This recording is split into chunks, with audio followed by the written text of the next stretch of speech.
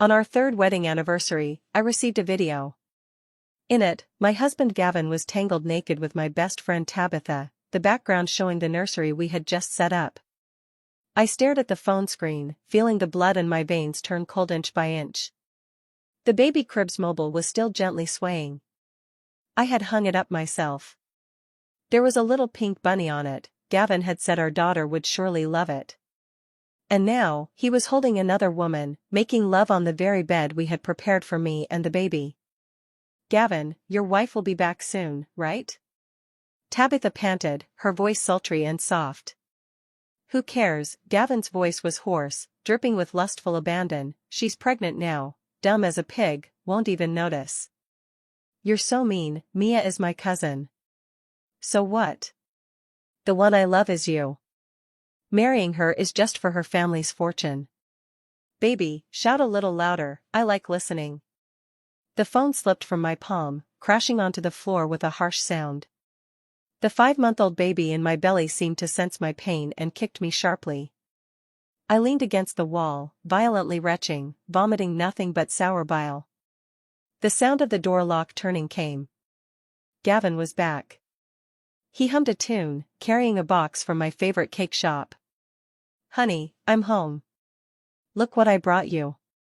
A gentle smile graced his face, just like always. I looked at his hypocritical face, my stomach churning violently. He came over, trying to hold me.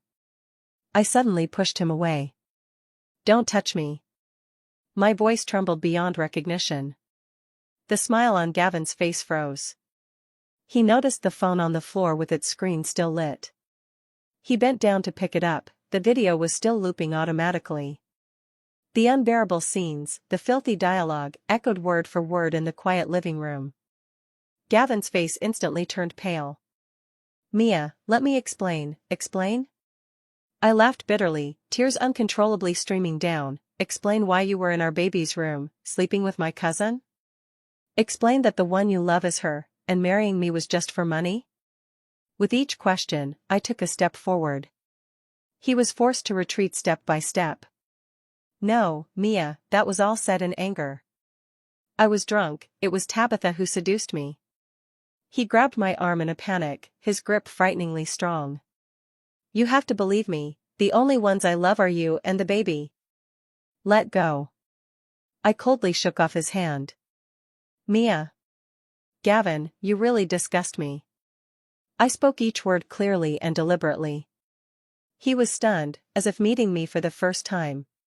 For 3 years of marriage, I had always been gentle and considerate, obedient to his every word. He probably had never seen this cold, hard side of me. We're getting a divorce, I said, then turned and walked away. He grabbed me tightly from behind. No. I won't divorce you. Mia, for the sake of the child, forgive me this once. The child? I placed my hand on my belly, my heart breaking. You're not even worthy to mention the child. I didn't go home, it was no longer my home. In my parents' eyes, only Gavin, the exceptional son-in-law, mattered. If I went back to cry and complain, they would only advise me to endure it silently for the sake of the child. I drove aimlessly through the streets. Eventually, the car stopped in front of the Nightfall Club. I knew Gavin was going to close a big deal here tonight. His opponent was Michael, a man who had repeatedly humiliated Gavin in business, making him seethe with resentment. I composed myself, reapplied my lipstick to cover my pale complexion. Then, with my pregnant belly held high, I walked into Nightfall. At the private room's entrance, a waiter stopped me. Sorry, ma'am, there's a meeting in progress. I smiled and pushed the door open. Gavin, I've come to deliver your divorce papers.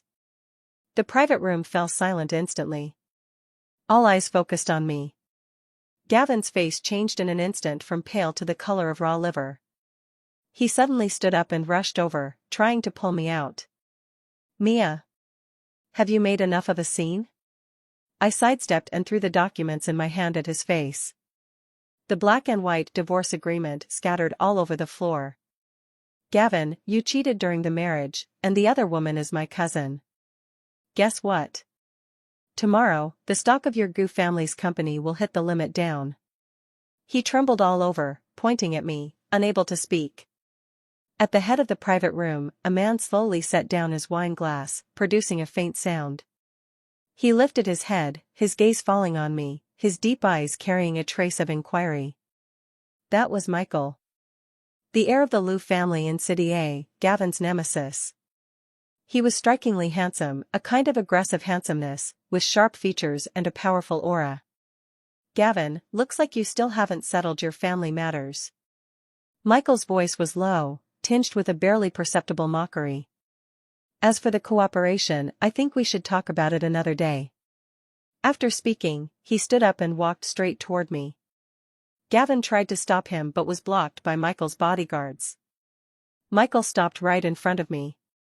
He was a full head taller, his shadow completely enveloping me. Miss Mia? Michael. I met his gaze without a hint of retreat. Suddenly, he smiled. Interesting.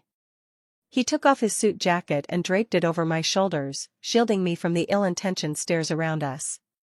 I'll take you home. No need. I refused. Mrs. Mia, he leaned in slightly, whispering in my ear, oh no, Miss Mia. Want to ruin his reputation? I can help you. My heart skipped a beat. I followed Michael.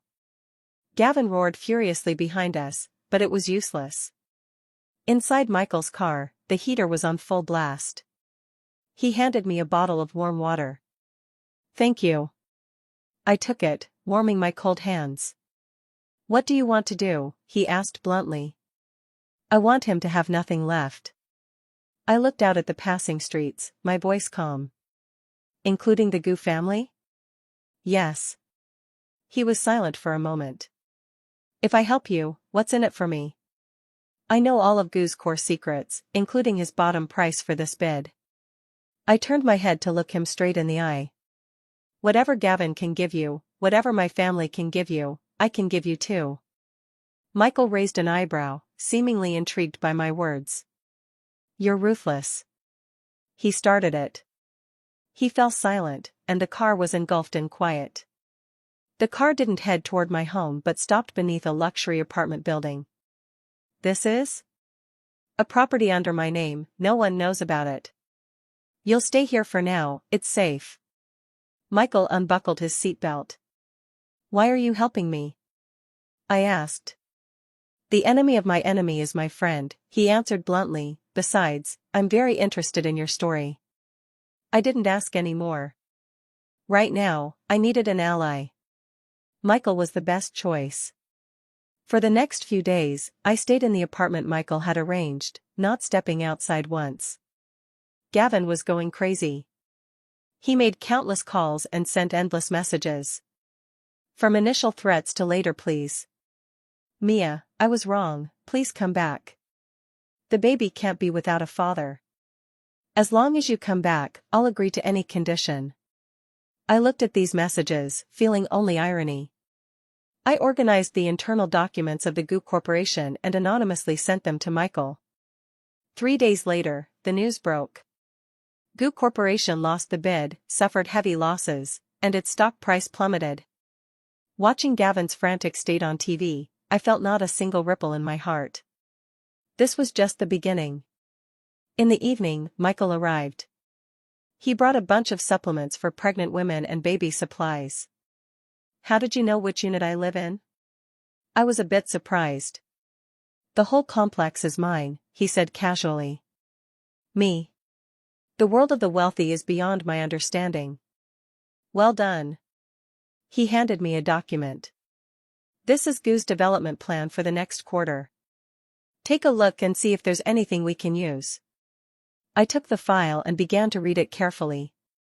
Meanwhile, he awkwardly studied the instructions for assembling the baby crib. The sunset's afterglow streamed through the floor-to-ceiling windows, casting a soft light on his cold, sharp profile. In that moment, there was an unexpected sense of peacefulness and time. I shook my head, tossing aside that absurd thought.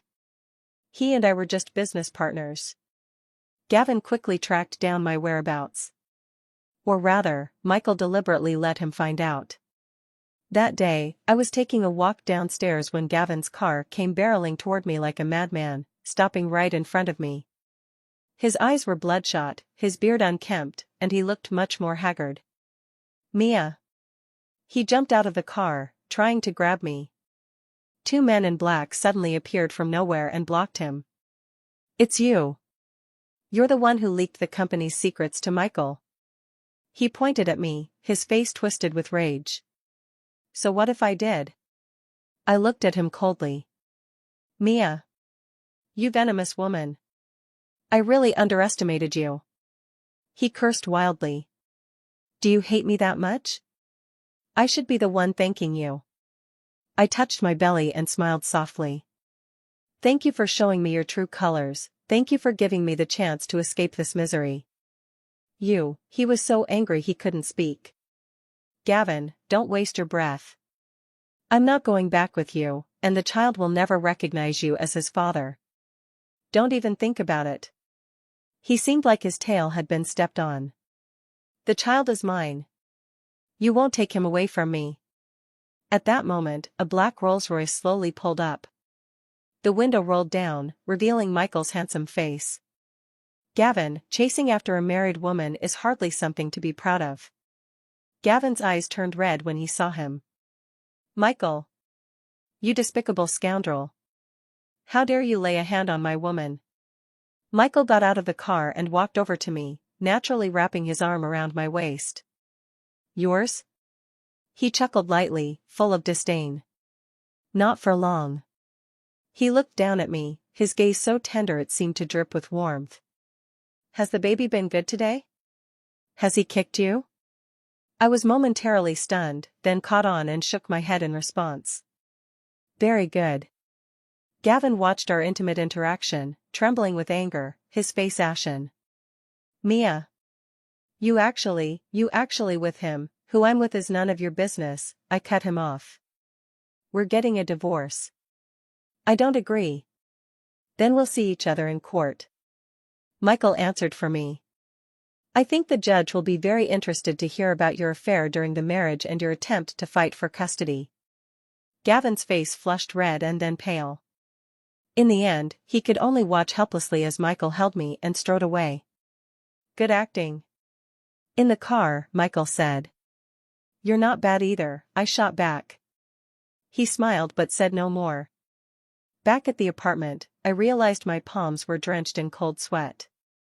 Just now, facing Gavin, I wasn't as calm as I appeared. Michael handed me a cup of hot water. Scared? No, I said stubbornly. People like Gavin will do anything when they're pushed to the edge. Be careful yourself. He warned. I know. Tomorrow, Tabitha will come looking for you. He said suddenly. I looked up. How do you know? I had someone check. Gavin has pinned all the blame on her and has already driven her out. So, she's coming to beg me? Not just that. Michael looked at me, his eyes deep. She's also going to tell you a secret. The next day, Tabitha did come. She was dressed pitifully, kneeling before me, tears streaming down her face like rain on pear blossoms. Cousin, I was wrong. Please forgive me. It's all Gavin's fault. He said he doesn't love you at all, he only loves me. He said if I helped him get your family's property, he would marry me. I watched her performance quietly, saying nothing. She cried for a long time, and seeing I didn't react, she finally couldn't keep it up anymore. Mia. Don't be so smug. You think Michael is really helping you? She wiped her tears, her face turning bitter with resentment. He's just using you to go after Gavin. When the Gavin family falls, your fate will be even worse than mine. Is that so? I asked calmly. Don't you believe me? She pulled a document from her bag and slammed it in front of me. Look for yourself. This is the acquisition plan Michael prepared long ago. From the start, he never intended to let our family go. I picked up the document. It was a malicious takeover plan targeting our family group. The mastermind was Michael. So, his target wasn't just the Gu family, but us as well. I should have realized it long ago. Businessmen seek profit, how could he make a losing deal? Well? Scared now, aren't you? Tabitha looked at me triumphantly. Mia, we're family. We should join forces against Michael. If you help me get back to Gavin, I'll help you keep the Lynn group. I looked at her and suddenly smiled. Tabitha, have you forgotten who pushed me into the abyss in the first place? You think a piece of paper can drive a wedge between us? I threw the document back at her face. Get lost. Mia, you. If you don't leave now, I'll call security. Tabitha stormed off in a rage. I stared at the acquisition plan, lost in thought. Michael, what exactly are you trying to do? That evening, Michael came over. I placed the acquisition plan in front of him. Explain? He glanced at it, his expression unchanged. What explanation do you want to hear? Your target is my family? Yes. He admitted it calmly. Why? Business is war, there's no why. He looked at me. Mia, I've never lied to you. I said the enemy of my enemy is my friend, but I never said friends can't become enemies. My heart sank bit by bit. So, you're using me too? Yes. I looked at him and suddenly found it all laughable. I thought I had found a weapon for revenge, but unexpectedly, this weapon would also stab me. Michael, you're ruthless. Right back at you. Partnership terminated, I said. From now on, you and Gavin are both my enemies. He looked at me, emotion swirling in his dark eyes. After a long moment, he finally spoke. Fine. He stood up and left without a trace of hesitation. Watching his resolute back, my heart felt hollow. Mia, you really are a fool. To have harbored even a sliver of hope for him was a mistake. I moved out of Michael's apartment and returned to my parents' home. When my mom and dad saw me, they were both surprised and overjoyed. Mia, you're finally back. Do you know how worried we were? My mom held my hand, tears welling in her eyes. My dad sighed heavily beside her. You're so impulsive, child. No couple goes without fights. Gavin has already apologized, you should give him a way out. Dad, he cheated on me, I said calmly. Men are men, a little indiscretion is inevitable. You're pregnant now, you can't be so willful. I looked at my dad's self-righteous face and felt nothing but coldness. This is my family. In their eyes, the family's interests far outweigh my happiness. I've decided, I'm divorcing Gavin. Nonsense, my dad slammed the table. Mia, don't forget, our family still depends on Gavin's family. If you divorce him, what will we do? That's your problem, I said coldly. I won't trade my lifetime of happiness for your wealth and glory. With that, I ignored them and went straight back to my room. I needed to make a new plan. Without Michael, how was I going to deal with Gavin and protect the Lynn group? Gavin soon found out I had returned to my parents' home. He showed up with bags of gifts, his attitude extremely humble. Dad, Mom, it's all my fault. I shouldn't have made Mia angry. Mia, will you forgive me? My parents immediately brightened up and chimed in from the side. Gavin, come sit down. Mia just lost her temper for a moment. You two should have a good talk. I looked at Gavin's face, written all over with remorse, and felt nothing but disgust. Gavin, stop pretending. I'm not going back. His expression stiffened. Mia, do you have to be so heartless? You were the one who was heartless first. Fine, fine. He repeated the words twice, his eyes turning cold and cruel. Mia, don't regret this. Then he slammed the door and left. My dad angrily pointed at me. Look at you. You've made Gavin this angry. Do you have to ruin us all before you're satisfied? I ignored him. I knew Gavin wouldn't let it go easily. Sure enough, within a few days, Lynn Corporation's stock price began to inexplicably drop. Several longtime partners suddenly proposed terminating their contracts. My father was frantic, losing his temper at home every day. My mother cried constantly, urging me to go back and apologize to Gavin. The whole house was filled with tension and gloom.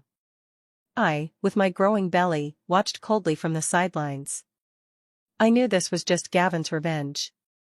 At the same time, Michael also started making moves against Lynn Corporation. Attacked from both sides, beset by internal and external troubles. The situation was precarious. I took the initiative to meet Michael. The location was the reception room on the top floor of his company. He didn't seem surprised at all by my arrival. "Have you come to your senses?" He poured me a glass of water. Michael, clever move. I didn't take the glass of water. Helping me deal with Gavin on one hand, while undermining from beneath to prepare swallowing the Lynn Group. This scheme is really well played. Flattering. He leaned back on the sofa, his posture lazy. "It's just business. I didn't come today to beg you." I looked at him. "I came to negotiate terms with you." "Oh?" He perked up. "I can help you acquire the GU Group with the fastest speed and lowest cost," I said. His eyes narrowed slightly. "And then?" "The condition is, you leave my family alone." He fell silent. Sunlight filtered through the huge floor-to-ceiling windows, casting mottled shadows across his face. I couldn't read his expression. My heart was in my throat. This was my only bargaining chip. After a long pause, he finally spoke. "Agreed." I breathed a sigh of relief. "But," he said again, "I have one condition." "What condition?" He stood up and walked toward me step by step. A powerful sense of pressure washed over me. He stopped in front of me, lowering his head to look into my eyes. "Marry me." I was stunned. I doubted I had heard him correctly. "What did you say?" "Marry me." He repeated it clearly, without a trace of joking. "Why?" I couldn't understand. He helped me for his own benefit. But to marry me, what was he after? Me carrying another man's child? Me, a forsaken woman betrayed by her husband? There's no why. He looked at me, his eyes as deep as a still lake. "I only want one outcome. This is absurd. You have no other choice." He struck straight to the point. "Mia, you alone can't protect Lynn Corporation, nor can you beat Gavin." What he said was true. My heart was in turmoil. Marry Michael? Jumping from one fire into another? But if I didn't agree, Lynn Corporation would be finished. The child in my womb would be taken by Gavin. I had no choice. "Fine." I heard myself say in a dry voice, "I agree." He didn't seem surprised by my answer. "Meet me at the Civil Affairs Bureau entrance at 9 tomorrow morning." After saying that, he turned and left me with his back. I watched his silhouette, my heart a tangle of emotions. Michael, what kind of man are you really? The next day, I showed up at the Civil Affairs Bureau right on time. I had just finalized the divorce with Gavin.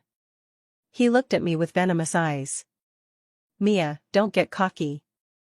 After divorcing me, let's see how you and the child will survive." I ignored him and walked straight toward the familiar Rolls-Royce not far away. The car door opened, and Michael stepped out.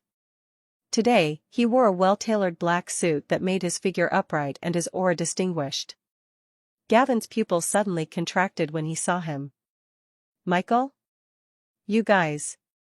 Michael walked over to my side and naturally took my hand. His palm was broad, dry, and warm. "Gavin, long time no see." He nodded toward Gavin with a calm tone. "From today on, Mia is my wife." Gavin's face instantly flushed bright red. He probably never even dreamed that I would divorce him one moment and marry his archenemy the next. You guys," he pointed at us, trembling with rage. "Mia. You bitch." He cursed without restraint. Michael's face instantly turned cold. He shielded me behind him and kicked Gavin hard in the stomach. Gavin cried out in pain and collapsed to the ground. "Watch your mouth." Michael's voice was as cold as ice. "If I hear one more dirty word, I'll make you disappear from City A." Gavin clutched his stomach, shocked and furious, but didn't dare say another word. Michael took my hand and walked into the Civil Affairs Bureau without looking back. Half an hour later, we walked out holding 2 red marriage certificates. I looked at the photo of us side by side on the documents and felt like I was dreaming. Just like that, I was married again. To my ex-husband's archenemy. The news of my marriage to Michael exploded like a bomb in the upper circles of City A. Everyone said I was fickle and shameless. They claimed I married my enemy with a child just to get revenge on my ex-husband. My parents nearly fainted from anger. My dad called and scolded me harshly. "Mia, do you have no shame? You've completely ruined our family's reputation." I listened calmly without arguing. "Dad, if you want to keep the company, then shut your mouth." After saying that, I hung up the phone. I didn't care what others thought of me. What mattered was whether I could protect my child and hold my family together. Michael kept his promise. He stopped the oppression and even secretly helped my family a few times, helping the company through its crises. At the same time, his attacks on the Gu family grew increasingly fierce. I told him everything I knew: the Gu family's financial chain, client information, project vulnerabilities. With our combined efforts, the Gu family suffered defeat after defeat, teetering on the brink of collapse. Gavin was overwhelmed, desperately seeking help everywhere, only to be met with rejection at every turn. No one dared to offend Michael at this critical moment. Michael and I began a marriage of appearances but emotional distance. We lived together but slept in separate rooms. He was very busy, often leaving early and returning late. Between us, aside from the occasional discussion about plans to deal with the Gu family, there was almost no other communication. He was neither particularly kind nor cruel to me. He would remember to have the housekeeper prepare nutritious meals for me and buy me various maternity supplies. But the way he looked at me was always indifferent, carrying a kind of detachment I couldn't understand. We were like 2 partners engaged in a transaction. Marriage was merely the contract for this deal. That day, I came back from my prenatal checkup, and Michael was home, which was rare. He was sitting on the sofa, looking at a document. "What did the doctor say?" he asked without looking up. "The baby is very healthy." Another one of those bland conversations. I walked over to him and placed the ultrasound report from the checkup in front of him. "Michael, why did you marry me?" I couldn't help but ask the question. He finally lifted his head from the papers and looked at me. His gaze fell on my belly. "Because of this child." My heart sank. "What do you mean?" "I want this child," he said. "He's Gavin's." I reminded him. "I know." He looked at me, speaking each word deliberately. "From today on, he is my child." I was stunned. He wanted to take my child? No, he wanted to take Gavin's child. This was the cruelest revenge. Not only did I want to leave him with nothing, but I also wanted his only bloodline to call his worst enemy Dad. "Michael, you really are a devil." I began to guard myself against Michael. I was afraid that after the child was born, he would take the child away from me. Our relationship hit rock bottom.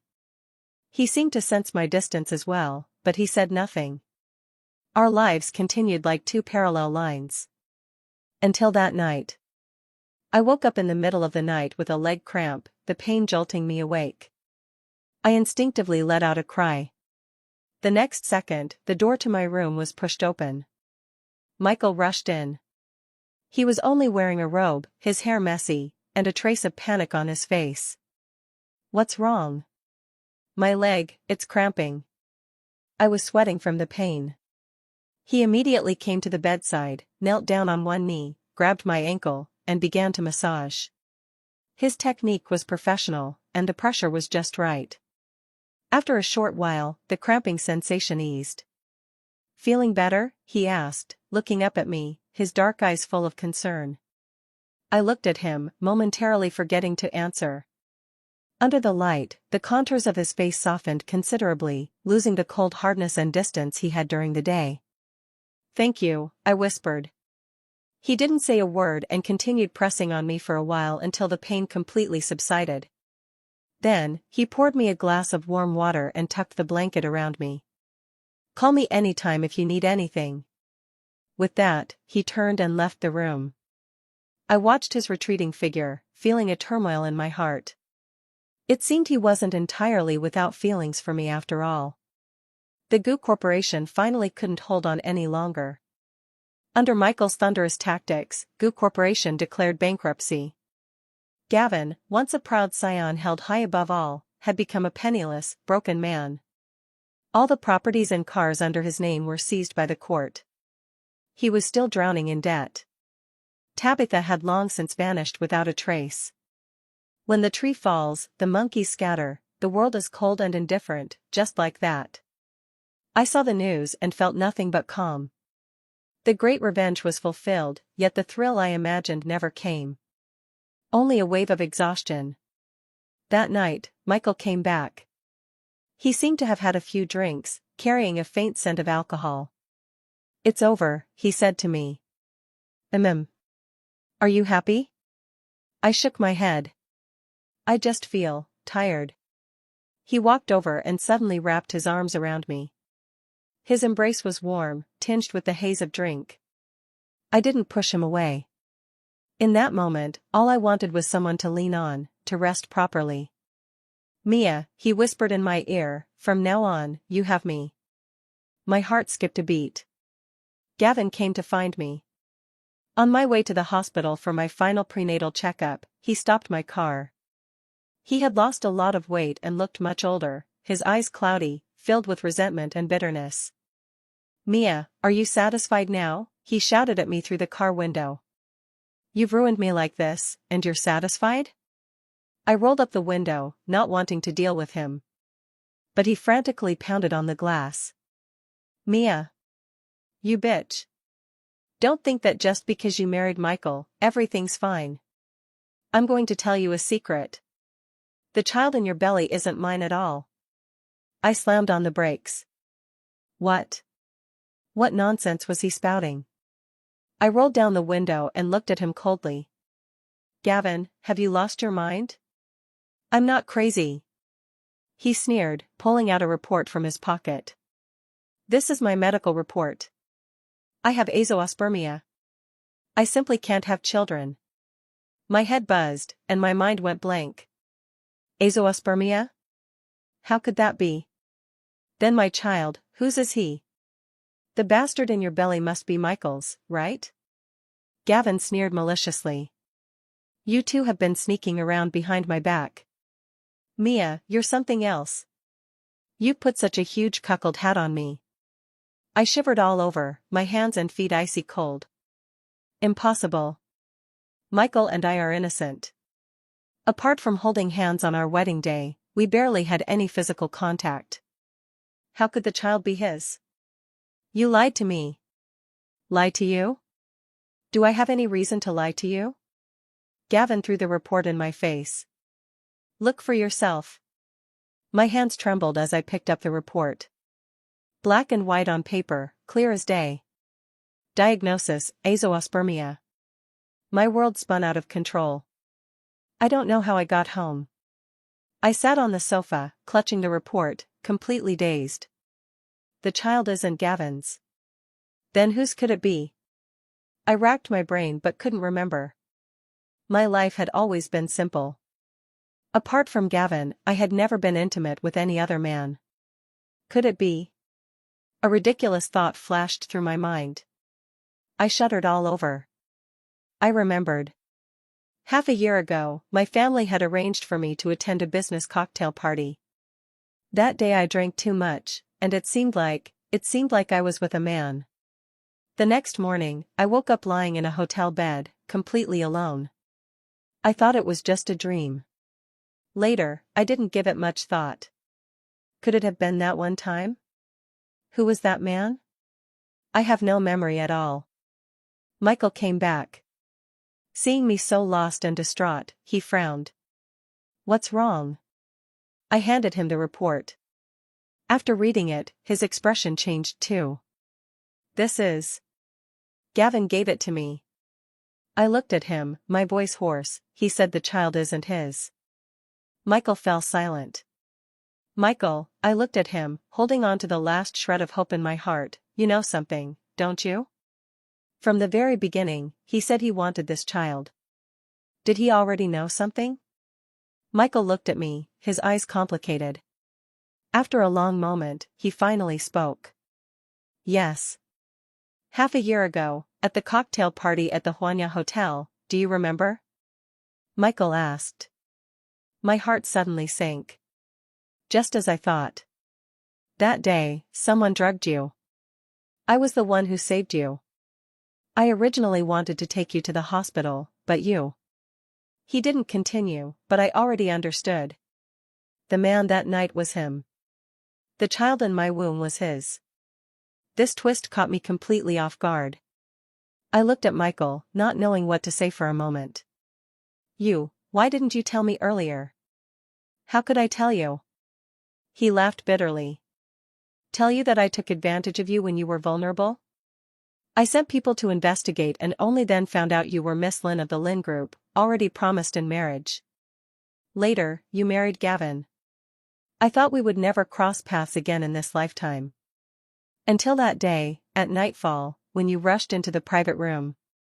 That's when I realized you weren't doing well. Later, I found out you were pregnant, and I did the math, so, that's why you helped me, why you married me. Yes. Just for the child? He looked at me, but didn't answer. My heart was thrown into turmoil again. Our relationship seemed to have become even more complicated. I was about to give birth. Michael had turned down all his work and stayed by my side around the clock. He awkwardly learned how to take care of me, told me stories, and accompanied me on walks. The atmosphere between us was no longer as cold as before. Though still a bit awkward, there was a touch of warmth. I knew that my feelings toward him were no longer just about using or guarding myself. Unconsciously, my heart had already leaned toward him. That day, I was taking a nap when suddenly, a sharp pain struck my abdomen. My water broke. I was going into labor. Michael was even more nervous than I was. He held me and rushed downstairs, losing one of his shoes along the way. At the hospital, I was wheeled into the delivery room. Michael insisted on staying by my side. I was in agonizing pain, writhing, and he held my hand beside me, constantly wiping my sweat and encouraging me. His eyes were red, and his voice trembled. Mia, keep going, push a little harder. I'm here, I've always been here. Seeing his anxious expression, I suddenly felt the pain ease a little. After more than 10 hours of struggle, I finally gave birth to a boy. 7 pounds 6 ounces, very healthy. The nurse brought the baby to me. He had his eyes closed, small and wrinkled, like a little monkey. But in my eyes, he was the cutest baby in the whole world. I couldn't help but kiss his little face. Michael also leaned in, gently touching the baby's hand. At the corner of his eye, a glistening tear slipped down. The man who was ruthless and cold-hearted in business was actually crying. I was discharged from the hospital. Both families came. My parents looked at me, then at Michael, their expressions complicated. They probably never imagined that the child in my womb was actually Michael's. Just like that, the two families inexplicably became in-laws. Michael's parents were very happy. They held their grandchild, unable to put him down. Good, good, good. Mia, you've worked hard. Michael's mother took my hand and slipped a jade bracelet of exquisite quality onto my wrist. This is our family heirloom. From now on, it's yours. I was a little at a loss. I looked at Michael, and he nodded at me. I had no choice but to accept it. Gavin also came. He didn't know where he heard the news but rushed to the ward. Seeing the baby surrounded by everyone, his eyes reddened. My son, this is my son. He went mad, trying to rush over and snatch the child. The bodyguards immediately stopped him. "Gavin, look clearly," Michael said coldly, holding the child. "This is my son, Michael's son, and has nothing to do with you." "No. Impossible." Gavin refused to believe it. "You're lying to me. You're all lying to me." "Take him for a paternity test," I said to Michael. "Let him give up hope." The paternity test results came out quickly. The child and Michael were biological father and son. There was no blood relation to Gavin. In front of everyone, the test report was made public. Gavin looked at the report as if struck by lightning, completely collapsing to the ground. His only hope was shattered. He lost not only everything but even the bloodline he once believed in was that of his enemy. This was the cruelest punishment for him. The bodyguards dragged him out like a dead dog. The farce had finally come to an end. The baby is 1 month old. Michael held a grand full-month banquet for him. All the celebrities of City A came. At the banquet, Michael held the baby, stood beside me, and introduced us to everyone. "This is my wife, Mia. This is my son, Alan. Alan. Alan." My heart was struck hard by that name. I looked up at him. He was looking at me too, his dark eyes filled with an unfading tenderness. Everyone came up to congratulate us, offering their blessings. I looked at the elegant crowd before me, the clinking of glasses and mingling of scents, feeling as if I were in another world. Just a few months ago, I was a pregnant woman betrayed by her husband, with nowhere to turn. Now, I had the whole world. After the banquet ended, I returned to the room. The baby was already asleep, breathing evenly. I looked at his peaceful face, my heart melting with softness. Michael embraced me from behind. "Tired?" "Mia," he rested his chin on my shoulder, his voice low and gentle. "Let's start over, okay?" I didn't answer. He didn't press either, just held me quietly. After a long moment, I turned to face him, looking into his eyes. "Michael, do you love me?" He was momentarily stunned, then solemnly nodded. "Yes." One word, yet worth more than 1,000 treasures. "Since when?" "Maybe since that night 6 months ago. Maybe since you bravely threw down that divorce agreement at nightfall. Or maybe since I saw you standing alone under the apartment building, your belly swollen. I don't know exactly when it started. I only know that when I realized it, my eyes and heart belonged to you alone." My eyes grew moist. So, he had loved me all along. Even he hadn't realized it himself. I stood on tiptoe and kissed his lips. Awkward, but willing. He was surprised at first, then took the lead, deepening the kiss. This kiss carried no lust, only the preciousness and deep affection of something lost and found again. When the kiss ended, our foreheads touched, breaths mingling. "Michael, thank you. Thank you for reaching out to me in my darkest hour. Thank you for giving me a home, for giving me a lovely child. Thank you for loving me." "Fool." He chuckled softly, kissing my forehead. "The one who should say thank you is me. Thank you for coming into my life." My life had plunged into the abyss because of a betrayal. But it was also because of that betrayal that I met the right person. My past with Gavin was like a nightmare. Now, the nightmare has ended. The sky has brightened. I look out the window as the dawn slowly chases away the darkness. Beside me lies the man I love, and our child. The years are peaceful, the world calm. How wonderful. 1 year later. With the help of the Liu family, Lin Group had long since overcome its crisis and was thriving more than ever. My parents finally came to their senses, no longer interfering in my life, and began to enjoy their retirement. Occasionally, they would come to see their grandson and savor the joys of family. Gavin, I heard, after racking up huge gambling debts, had his leg broken and is now begging on the street. Once, I drove by and saw him. He was curled up in a corner, ragged and gaunt. I didn't stop, just pressed the accelerator and drove on. A pitiable person must have hateful traits. His downfall was entirely his own doing. As for Tabitha, I heard she ended up with a wealthy old man, but her life isn't much better. The old man's wife is fierce and often brings people over to cause trouble. Each time, Tabitha comes away with a bruised and battered face. None of this concerns me anymore. My life has already turned a new page. Mom, hug me. A little toddler in overalls, stumbling as he walked, opened his arms and ran toward me. I bent down and held him in my arms. Nyen Nyen, slow down. Michael caught up from behind, holding the little one's jacket. He naturally took the child from my arms and put the jacket on him. Where do you want to go today? He asked me. Let's go to the amusement park. Nyen Nyen hasn't been there yet. Okay. He held the child with one arm and held my hand with the other. The sunlight was just right, the breeze gentle. We walked along the sun-drenched path, and behind us stretched long, happy shadows.